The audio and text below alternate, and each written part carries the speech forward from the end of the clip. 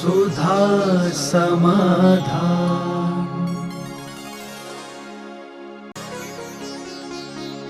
नमोस्तु गुरुदेव। भोग भूमि में सूर्य और चंद्रमा के अभाव में दिन और रात की व्यवस्था क्या होती है? भोग भूमि में ज्योतिषांग नाम के कल्प वृक्ष होते हैं। उन कल्प वृक्षों का प्रकाश इस सूर्य चंद्रमा से भी कई गुना तेज होता है। तो उनके तेज के कारण से वो चंद्रमा सूर्य दिखाई नहीं पड़ते। जैसे दिन में जब सूर्य बहुत तेज होता है तो चंद्रमा दिखाई नहीं पड़ता दोपहर के समय। इसी प्रकार कल्प वृक्षों के कारण से सूर्य चंद्रमा तो रहते हैं लेकिन उनका प्रकाश वहाँ पर कार्यकारी नहीं होता। 24 घंटे वहाँ दिन ही रहता है, रात नहीं होती। नमोस्तु गुरुदेव। यदि योग ही आश्रव है तो योग और आश्रव में क्या अंतर है? योग ही आश्रव है ऐसा कथन कारण में कार्य का उपचार कर लिया जाता है। कारण को ही कार्य की संज्ञा दी जाती है, इस कथन से कह दिया गया। बाकी योग आश्रव नहीं है, योग के द्वारा आश्रव होता है। नमोस्तु गुरुदेव। तीर्थंकरों को अपने कर्म काटने में कितने वर्षों का समय लगता है? तीर्थंकरों को ऐसे कर्म काटने का कोई निश्चित समय नहीं है। किसी को हजारों साल भी लगे, किसी को केवल ज्ञान 3 दिन में भी हो गया, किसी को कई सालों लगे, ऐसा कुछ नहीं है। वो तो एक मन वचन काय की जो एकाग्रता है वो एक अंतर्मुहूर्त के जहाँ टिक जाती है तो फिर कार्य हो जाता है। ऐसा किसी का भी नियत नहीं है कि इतने समय में ही कर्म करते हैं। नमोस्तु गुरुदेव। 2000 सागर वर्ष में से मनुष्य, त्रियंच और देवगति को कितने सागर की त्रस पर्याय मिलती है? पूरा उल्लेख 2000 सागर वर्ष का पूरा बंटवारा है। 2000 में सहस्र पृथकत्व प्रमाण लगभग 800 सागर तक, ये तो त्रियंचों में ही जाता है। त्रियंच पर्यायों को ही मिलता है। उनमें भी पंचेंद्रिय का अलग है, विकलत्रय का अलग है, देवों का अलग है, मनुष्य का पूरा बंटवारा, पूरा एक एक चीज का अलग अलग बंटवारा लिखा हुआ है। कौन से स्वर्ग में कितने बार जा सकता है ये भी लिखा है। कितने बार वहाँ जाएगा, रेगुलर जाएगा, कितने बार जाएगा, अधिकतम जाएगा तो कितने बार जाएगा, मनुष्यों का लिखा है, पूरा लिखा हुआ है। और ये 2000 सागर वर्ष का पार निगोज जाकर के पुनः 2000 सागर वर्ष मिल जाते हैं। आगम के अनुसार अपन लोग 2000 सागर वर्ष अनंतों बार प्राप्त कर चुके हैं। पंच परावर्तन के अंदर उन्होंने पूज्यवर पूज्यपाद स्वामी ने ऐसी 30 पर्याय अनंत बार, अरे 30 पर्याय तो छोड़ो, मुनि व्रत धार अनंत बार ग्रैविक उपजाए। और पर्याय तो छोड़ो, मुनि व्रत धार करके 9वां ग्रैविक प्राप्त करने वाले, और नीचे ग्रैविक वाले नहीं, 9वां ग्रैविक वाला मुनि पद भी ये जीव अनंतों बार धारण कर चुका है। जब मुनि पद अनंतों बार धारण किया है तो फिर और अन्य पद कितने बार धारण किए होंगे? अनंत अनंत बार। तो 2000 सागर वर्ष ऐसा नहीं कि एक बार ही मिलता है, अनंतों बार मिल चुके हैं। आगे की निर्णय अपने स्वयं के ऊपर है। नमोस्तु गुरुदेव। तारों के विमान में तारों के टूटने का क्या अर्थ होता है? इसलिए भद्रबाहु स्वामी ने भद्रबाहु संहिता के अंदर तारा टूटना नहीं लिखा, वो अकृत्रिम चैत्यालय, अकृत्रिम है, ये उल्कापात कहलाते हैं। आकाश में बहुत सारी पुद्गल वर्गणाएँ घूम रही हैं। वे पुद्गल वर्गणाएँ जब टकराती हैं, जैसे आपके बादल टकराते ना तो बिजली चमकती है, ऐसे ही ये पुद्गल परमाणु जब स्कंद का रूप लेकर टकराते हैं तो उनके जो तिनके उछटते हैं वे थोड़ी देर जाते हैं और बुझ जाते हैं। तो ये ताराओं का टूटना नहीं है, ये तो लोग व्यवहार में कहने लगे हैं। ये पौधगलिक घर्षण के कारण से जो उच्चटन होता है, तिलका उछटते हैं, वो अपन को दिखाई देते हैं। अच्छा, टूटते ही नहीं है तारे, ये पौधगले बढ़ रहे हैं, तारा कभी नहीं टूटता। नमोस्तु गुरुदेव। कर्म के निषेध घिरने से कर्म का अनुभाग घिरता है या नहीं?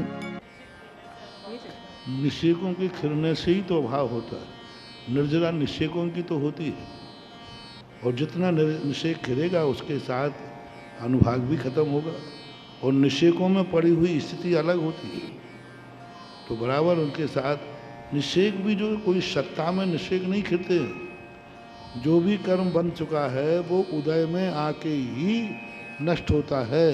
सत्ता में कोई कर्म नष्ट नहीं होता, सत्ता में संक्रमित होता है, अन्य रूप होता है। क्षय तो उदय रूप ही होता है, अब वो स्वयमुख से हो अथवा परमुख से हो, निर्जरा क्षय सब उदय पूर्वक ही होते हैं। नमोस्तु गुरुदेव। आचार्य व्रत का क्या अर्थ होता है? दोनों बातें आप पूरा प्रश्न सुनो, सारे समाधान हैं। क्यों नहीं लेना, मैंने ये कहा क्योंकि दान का दान नहीं होता है। उसने कमंडल में पानी आपके हाथ पैर धोने के लिए दिया है, उसकी अर्थ क्रिया का क्या होगा? और आपने जिसको पिला, तुम्हारे हाथ पैर धो करके, मैंने पूरा प्रसंग सुनो, हाथ पैर धो करके माला फेरेगा, सामय करेगा, स्वाध्याय करेगा, और उस व्यक्ति को तुमने जिसको पानी दिया है, सामने वाले ने पवित्र भावना से दिया था, और वो पानी पी करके क्या करेगा? वो क्या करेगा वो तो सब तुम्हें मालूम है।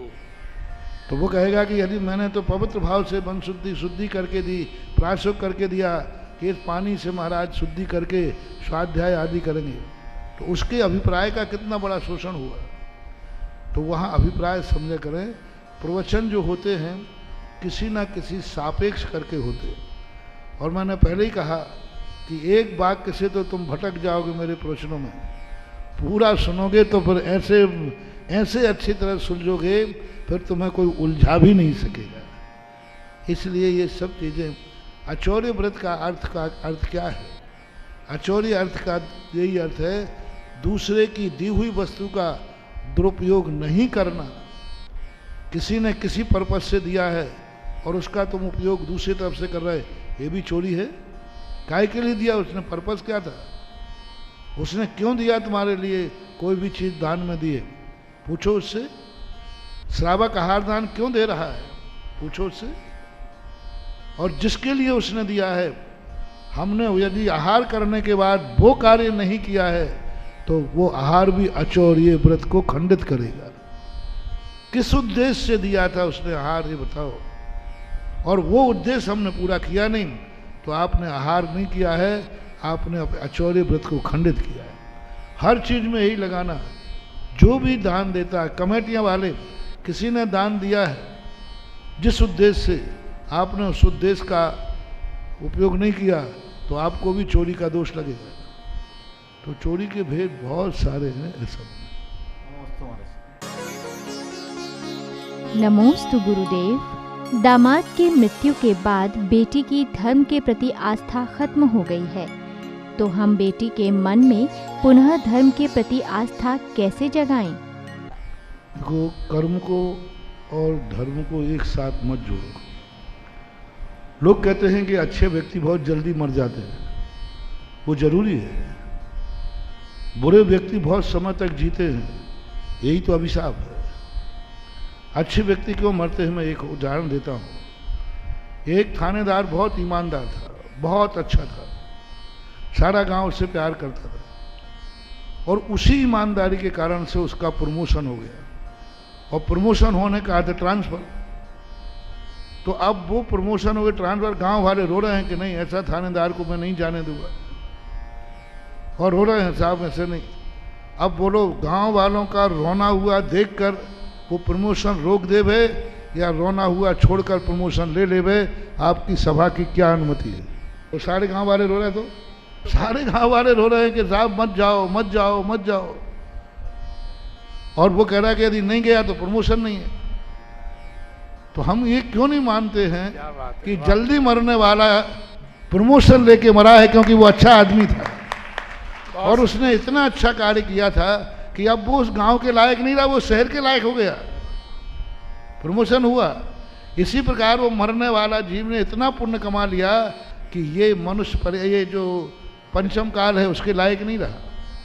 उसके लायक यहाँ खाने को नहीं है, उसके लायक यहाँ पहनने को नहीं है, उसके लायक उसका परिवार नहीं है, उसके लायक ये पर्याय नहीं है। क्या करें, उसने इतना पुण्य कमा लिया।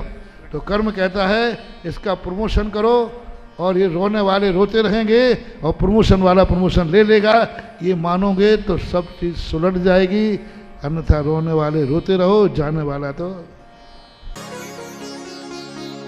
नमोस्तु गुरुदेव। कोई व्यक्ति धर्म करने पर भी मान कषाय करता है तो उसे पाप का बंध होता है या पुण्य का?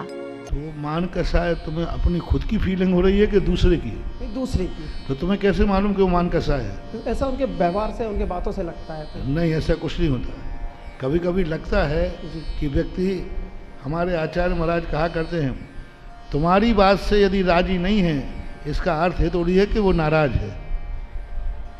तुम्हारी बात को नहीं मान रहा है इसका अर्थ थोड़ी वो अहंकारी है। हम दूसरे के मान के संबंध में निर्णय करने के अधिकारी नहीं है। हाँ, स्वयं की बात कहो कि हमारे मन में ऐसा मान कषाय आती है तो फिर कोई बात बनेगी। आज प्रातःकाल ही हमने प्रवचन में कहा। नमोस्तु गुरुदेव। हमारे बच्चे हमें आचार्य श्री के दर्शन व धर्म करने के लिए कहते हैं, तो क्या इस पुण्य का फल हमारे बच्चों को भी मिलेगा? कृत, कार्यत और अनुमोदना तीन है। तुम करने गए हो, यदि सब बच्चों ने अनुमोदना की है तो अनुमोदना का फल उनको मिलेगा। और वो तुम गए हो और वो यहाँ अनुमोदना नहीं कर रहा है, वो व्यर्थ गए तो नहीं मिलेगा। वो तो जितने परसेंट में शामिल है हर व्यक्ति को शेयर मिलता है। नमोस्तु गुरुदेव। एक थाली में एक से अधिक प्रतिमा रखकर उनका अभिषेक करना क्या उचित है? हम बहुत बार कह चुके हैं इस संबंध में कि एक व्यक्ति का नहाते समय दूसरे व्यक्ति के नहाने पर पानी के छांटे भी उछड़ते हैं तो आपको बुरा लगता है। तीर्थंकर भगवान को भी एक ही थाली में सारे भगवान बैठाल के नहाना ये उचित नहीं है। गंधोदक हमारे लिए पवित्र है। यदि भगवान का किए हुए अभिषेक के गंधोदक को लेकर के हम दूसरे भगवान का अभिषेक कर सकते नहीं। गंधोदक से ही कर रहा हूँ, जो भगवान का वहीं लगा है उसी गंधोदक से हम भगवान पर डाल सकते क्या? क्यों? भगवान ही का तो गंधोदक। तो इसी प्रकार भगवान का गंधोदक भगवान के ऊपर नहीं डाला जा सकता। एक भगवान के साथ में उन्हीं के नहाने हुए गंधोदक में हम अनेक भगवानों को बैठाल देते हैं। ये परंपरा उचित नहीं है, ठीक नहीं है। एक भगवान को एक बना लो, आप 10 पांडुशिला लगा लो ना, क्या बात है? आप 10 थालियां अलग अलग लगा लो ना। एक थाली में एक पांडुशिला पर अनेक भगवान को नहाना ये ऐसे ही है जैसे नहाते समय व्यक्ति एक दूसरे के ऊपर छांटे जाएं तो वो ठीक नहीं माना जाता। कभी नहीं करना चाहिए ऐसी गलती। आपको सबका अभिषेक करना है तो सबकी अलग अलग थालियों में रखो और अलग अलग करो, और वो गंधोदक मिला करके आपके लिए लेने में कोई बाधा नहीं है, हमें लेने में बाधा नहीं, लेकिन गंधोदक भगवान के लिए पुनः छूने योग्य नहीं है, भगवान के लिए। नमोस्तु गुरुदेव। गगन बिहारी सप्तऋषि मुनि वर्तमान संसार में विचरण करते हैं या नहीं? नहीं। सप्त मुनिराज भगवान एक 7 मुनिराज हुए। गगन बिहारी चारों रिद्धिधारी महाराज, जो जिस समय मथुरा में शत्रुघ्न का राज्य था, रामचंद्र के छोटे भाई शत्रुघ्न थे। शत्रुघ्न राजा जब थे मथुरा के, उस समय सप्त ऋषियों का मथुरा आना हुआ। मथुरा के अंदर महामारी फैली हुई थी। उन सप्त ऋषियों के आने से वो महामारी दूर हुई, ये कथानक अपने शास्त्रों में मिलता है, और वो यथायोग स्वर्ग अथवा मोक्ष चले गए हैं। नमोस्तु गुरुदेव। दाता के कितने गुण होने चाहिए? दाता के 7 गुण कहे जाते हैं। 7 गुणों में यही आता है, विनय है, संतोष है, निर्लोभता है, और इस प्रकार के 7 विवेक है, ऐसे 7 गुण कहे जाते हैं। नमोस्तु गुरुदेव। संवेद शिखर जी तीर्थ क्षेत्र में एक भी जैन परिवार नहीं है और डोली वाले भी मांस मदिरा पान करते हैं, तो ये कहाँ तक सही है? कि जैन धर्म, जैनियों का जो तीर्थ क्षेत्रों के पास अभाव की स्थिति है, उसका मूल कारण है कि हम उन क्षेत्रों की मर्यादा कायम नहीं रख पाए। धीरे धीरे क्षेत्रों में अमर्यादित कार्य होने लगे। परिणाम ये हुआ कि जैनी वहाँ से दूर हटता गया। अब रही बात वर्तमान परिस्थितियों की, तो वर्तमान परिस्थितियों में तो हम जितना सावधान रह सकते हैं उतना ही रह सकते हैं। अब आज जो कुछ हो रहा है वो देख रहे हैं। आज इस युग में हमारा कोई भी तीर्थ क्षेत्र हम सुरक्षित नहीं महसूस कर रहे। सबसे बड़ा कारण बन रहा है कि जनता से हमें उतना खतरा नहीं है, सरकारें खुद हमारी सुरक्षा करने में हमारे लिए सहयोग नहीं कर रही। आज सरकार, प्रशासन जैनियों के प्रति उदासीन हो रहा है और जैनी फिर भी नहीं चेत रहे। आज कितने तीर्थ क्षेत्रों पर खतरा बन गया। गिरनार की स्थिति देखो क्या है, कुछ आवाज़ नहीं उठा सकते, हम संगठित नहीं। इंदौर के अंदर गोमटगिरी का प्रसंग आया था। हर क्षेत्र में कहीं ना कहीं से खतरा है। तो हम यदि संगठित होकर के सरकार को वोटों का, सरकार को अपने संगठन का भय दिखा दें तो जरूर कुछ तीर्थ क्षेत्रों को हम बचा सकते हैं, अन्यथा तो बहुत बचाना कठिन दिख रहा है। नमोस्तु गुरुदेव, मनुष्य जन्म की क्या सार्थकता है? मानव जन्म की यही सार्थकता है कि महाराज के तुम प्रवचन सुन रहे हो। पशु होते तो नहीं सुन पाते, देव होते तो नहीं आ पाते, नारकी होते तो नहीं आ पाते। मनुष्य हो, सबसे बड़े मनुष्य के 3 कार्य हैं जो दुनिया का कोई नहीं कर सकता। पहला कार्य है कि व्रत लेकर के संयम का पालन नहीं कर सकता, कोई नहीं कर सकता, मात्र मनुष्य कर। दूसरा कारण है कि दान दुनिया की कोई जाति दान नहीं दे सकती, देवता दान नहीं दे सकते, मनुष्य दान दे सकता है। दुनिया की कोई शक्ति अपने मूल शरीर से धर्म कार्यों में भाग नहीं ले सकती, मुनियों को आहार दान नहीं दे सकती, मनुष्य दे सकता है। तो दान की क्रिया और चारित्र की ये 2 क्रियाएं ऐसी हैं जो 84 लाख योनियों में मात्र मनुष्य कर सकता है। ऐसा सुधा समाधान